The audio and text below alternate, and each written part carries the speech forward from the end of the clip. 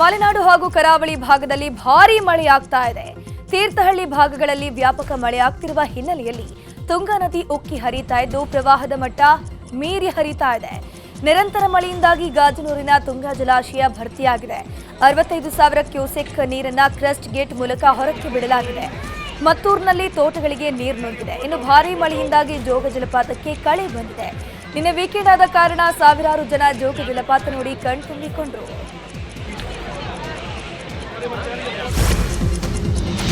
ಭದ್ರಾ ನದಿ ಜಲಾನಯನ ಪ್ರದೇಶದಲ್ಲಿ ಮಳೆ ಮುಂದುವರೆದಿದೆ. ಭದ್ರಾ ಡ್ಯಾಂ 39,017 ಕ್ಯೂಸೆಕ್ ನೀರನ್ನ ಹೊರಕ್ಕೆ ಬಿಡುಗಡೆ ಮಾಡಲಾಗಿದೆ. ಭದ್ರಾವತಿಯ ಹೊಸ ಸೇತುವೆ ಮೇಲೆ ನೀರು ಹರಿತಾ ಇದೆ. ಹೀಗಾಗಿ ಸೇತುವೆ ಮೇಲೆ ಸಂಚಾರಕ್ಕೆ ಬ್ರೇಕ್ ಹಾಕಲಾಗಿರುವಂತದ್ದು. ಬದಲಿ ಮಾರ್ಗದ ಮೂಲಕ ವಾಹನಗಳ ಸಂಚಾರಕ್ಕೆ ಅವಕಾಶ ಮಾಡಿಕೊಡಲಾಗಿದೆ. ತಗ್ಗು ಪ್ರದೇಶದ ಕವಲುಗುಂದಿಯಲ್ಲಿ ಸುಮಾರು 15 ಮನೆಗಳಿಗೆ ನೀರು ನುಗ್ಗಿದ್ದು ಪುನರ್ವಸತಿ ಕೇಂದ್ರಕ್ಕೆ ಸ್ಥಳೀಯ ನಿವಾಸಿಗಳನ್ನು ಸ್ಥಳಾಂತರ ಮಾಡಲಾಗಿದೆ.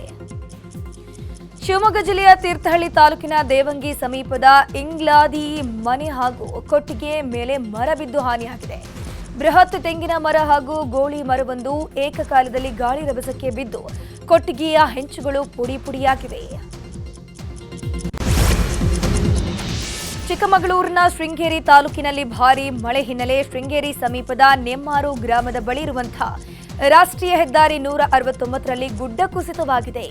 ನೆಮ್ನಾರು ಗ್ರಾಮದಲ್ಲಿ ಕೆರೆ ಕಟ್ಟೆವರೆಗೂ ಗುಡ್ಡ ಕುಸಿದಿದ್ದು 2 ಜೆಸಿಬಿ ಮೂಲಕ ಮಣ್ಣು ತೆರವು ಕಾರ್ಯಾಚರಣೆ ಮಾಡಲಾಗಿದೆ. ಇನ್ನು ಮೂಡಿಗೆರೆ ತಾಲೂಕಿನ ಬೀಜುವಳ್ಳಿ ಗ್ರಾಮದಲ್ಲಿ ರಸ್ತೆಗೆ ಅಡ್ಡಲಾಗಿ ಬೃಹತ್ ಮರ ಬಿದ್ದಿದೆ. ಬೀಜುವಳ್ಳಿ ಗ್ರಾಮದಿಂದ ಮೂಡಿಗೆರೆಗೆ ತೆರಳುವ ರಸ್ತೆ ಸಂಚಾರ ಬಂದ್ ಆಗಿದೆ. ಮಹಾರಾಷ್ಟ್ರದಲ್ಲಿ ನಿರಂತರ ಮಳೆ ಹಿನ್ನೆಲೆ ಉಜ್ಜಯಿನಿ ಜಲಾಶಯದಿಂದ ಕಲಬುರಗಿ ಜಿಲ್ಲೆಯಲ್ಲಿರುವ ಸೊನ್ನ ಬ್ಯಾರೇಜ್ಗೆ 41,600 ಕ್ಯೂಸೆಕ್ ನೀರನ್ನು ಬಿಡುಗಡೆ ಮಾಡಲಾಗಿದೆ. ಮತ್ತಷ್ಟು ನೀರು ಬಿಡುವಂತಹ ಸಾಧ್ಯತೆ ಇರೋದ್ರಿಂದ ಮುಂಜಾಗ್ರತೆ ಕ್ರಮ ವಹಿಸುವಂತೆ ಅಧಿಕಾರಿಗಳು ಮನವಿಯನ್ನು ಮಾಡಿಕೊಂಡರು. ಸದ್ಯ ಹೆಚ್ಚಿನ ನೀರು ಬಿಡುಗಡೆಯಾದರೆ ಭೀಮಾ ತೀರದಲ್ಲಿ ಪ್ರವಾಹ ಸೃಷ್ಟಿಯಾಗುವ ಸಾಧ್ಯತೆ ಇದೆ. ಹೀಗಾಗಿ ನದಿ ತೀರದ ಜನತೆಗೆ ಎಚ್ಚರಿಕೆ ನೀಡಲಾಗಿದೆ. ಹಾಸನ ಜಿಲ್ಲೆಯ ಮಲೆನಾಡು ಭಾಗದಲ್ಲಿ ಭಾರೀ ಮಳೆ ಹಿನ್ನೆಲೆಯಲ್ಲಿ ನಿರಂತರ ಮಳೆಗೆ ದೋನಹಳ್ಳಿ ಹಳ್ಳ ಉಕ್ಕಿ ಹರಿದಿದ್ದು ತಾತ್ಕಾಲಿಕ ಸೇತುವೆ ಕೊಚ್ಚಿಕೊಂಡು ಹೋಗಿದೆ. 7 ವರ್ಷದ ಹಿಂದೆ ಸುರಿದ ಮಳೆಗೆ ಸೇತುವೆ ಕೊಚ್ಚಿ ಹೋಗಿತ್ತು. ಇದಾದ ಬಳಿಕ ಪರ್ಯಾಯವಾಗಿ ಮರಗಳಿಂದ ಕಾಲುದಾರಿಯನ್ನ ಜನರೇ ನಿರ್ಮಿಸಿಕೊಂಡಿದ್ರು. ಸದ್ಯ ಈಗ ಆ ಸೇತುವೆ ಕೂಡ ಕೊಚ್ಚಿಕೊಂಡು ಹೋಗಿದ್ದು ಜಮೀನುಗಳಿಗೆ ತೆರಳೋಕೆ ಜನರು ಪರದಾಡುವ ಸ್ಥಿತಿ ನಿರ್ಮಾಣವಾಗಿದೆ. ಕಾವೇರಿ ಜಲಾನಯನ ಪ್ರದೇಶದಲ್ಲಿ ನಿರಂತರ ಮಳೆ ಹಿನ್ನೆಲೆ ಕಬಿನಿ ಹಾಗೂ ಕೆಆರ್ಎಸ್ ಜಲಾಶಯಗಳಿಂದ 1 ಲಕ್ಷ ಕ್ಯೂಸೆಕ್ಗೂ ಹೆಚ್ಚು ನೀರನ್ನ ನದಿಗೆ ಬಿಡುಗಡೆ ಮಾಡಲಾಗಿದೆ.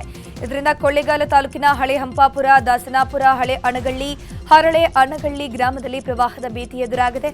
ಅಲ್ಲದೆ ಈಗಾಗಲೇ ನದಿಯಂಚಿನ ಜಮೀನುಗಳು ಜಲಾವೃತವಾಗಿದ್ದು ಭಯದಲ್ಲಿ ಜನರು ಜೀವನ ಸಾಗಿಸುವಂತಾಗಿದೆ. ಧಾರವಾಡ ಜಿಲ್ಲೆಯಲ್ಲಿ ನಿರಂತರವಾಗಿ ಮಳೆಯಾಗ್ತಿದೆ. ಕಲಘಟಕಿ ತಾಲೂಕಿನ ಬೆದರಗಡ್ಡಿ ಗ್ರಾಮದ ಬಳಿ ರಸ್ತೆಯೇ ಕೊಚ್ಚಿ ಹೋಗಿದ್ದು ಕೆಲ ಗ್ರಾಮಗಳ ಸಂಪರ್ಕಕ್ಕೆ ತೊಡಕಾಗಿದೆ. ಕಲಘಟಕಿಯಿಂದ ತಡಸ ಗ್ರಾಮಕ್ಕೆ ಸಂಚಾರ ಸ್ಥಗಿತಗೊಂಡಿದೆ. ಕಳೆದ 3 ತಿಂಗಳಿನಿಂದ ರಸ್ತೆ ಮಾಡುವಂತೆ ಗ್ರಾಮಸ್ಥರು ಮನವಿಯನ್ನು ಮಾಡಿಕೊಂಡಿದ್ರು. ಆದರೆ ಅಧಿಕಾರಿಗಳು ತಲೆ ಕೆಡಿಸಿಕೊಂಡಿರಲಿಲ್ಲ. ಧಾರವಾಡ ನಗರದ ಮಾಳಮಡ್ಡಿ ಪ್ರದೇಶದಲ್ಲಿ ಜೋರು ಗಾಳಿ ಮಳೆಗೆ ತೆಂಗಿನ ಮರವೊಂದು ಧರೆಗುರುಳಿ ಬಿದ್ದಿದೆ. ಆದರೆ ಅದೇ ವೇಳೆಗೆ 2 ಮಹಿಳೆಯರು ರಸ್ತೆಯಲ್ಲಿ ಹೋಗ್ತಾ ಇದ್ರು. ಇವರು ಕ್ಷಣ ಮಾತ್ರದಲ್ಲಿ ಅಪಾಯದಿಂದ ಪಾರಾಗಿದ್ದಾರೆ. ಮರ ಬಿದ್ದ ದೃಶ್ಯ ಸಿಸಿಟಿವಿಯಲ್ಲಿ ಸೆರೆಯಾಗಿದೆ.